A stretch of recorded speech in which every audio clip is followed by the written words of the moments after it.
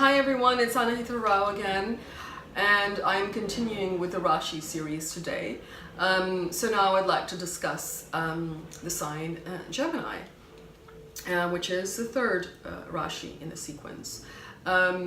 It's also known as Mithuna in Sanskrit.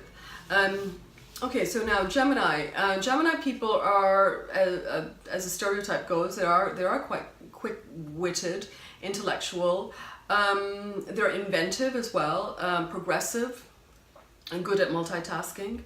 They're also quite ambitious and aspiring, but they tend to be very restless and nervous in their disposition because they're ruled by the planet Mercury.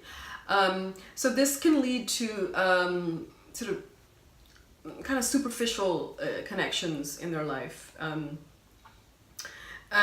They are fond of change and diversity. They can be good at advising other people. Now, it's an air sign, so it's connected to kama, which is basically our need to fulfill our desires. So they do follow their intellect to connect on a social level as they move through life.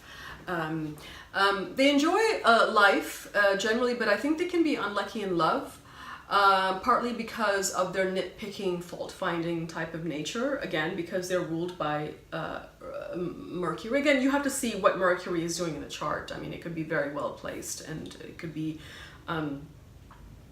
sitting in Libra with Venus, and that sort of would tone down that fault-finding nature. They're best suited to Aries, Leo, Libra, Aquarius, and even Sagittarius for relationships.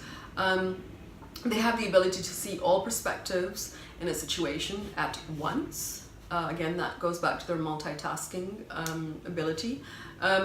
They tend to seek experimentation, stimulation, enjoyment, and they're always up for a good conversation.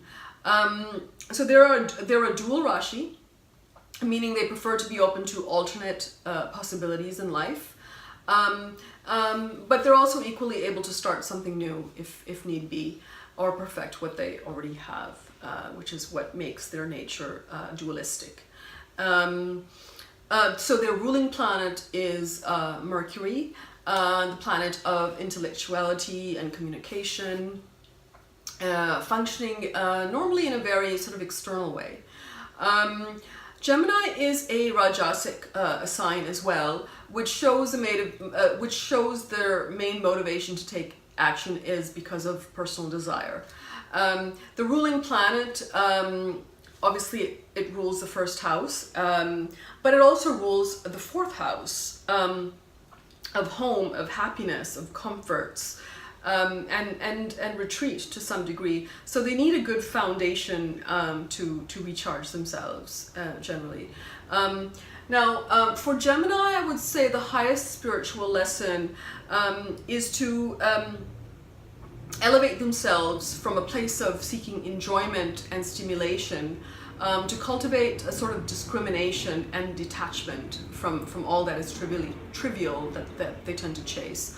And this is actually going towards the highest vibration of the planet Mercury, because if it's operating on a lower vibration, it's just always sort of going from one thing to the next, to the next, to the next. So it's perhaps even overly stimulated and chasing one thing, chasing one idea or thought, and constantly doing that and quite restless.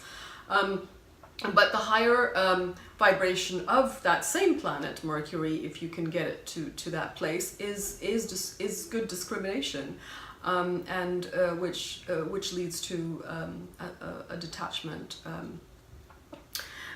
So that is my take on Gemini, and next we will be talking about Cancer. If you have any thoughts, feel free to post comments, obviously, and check out my website, anahitharao.com. Thank you.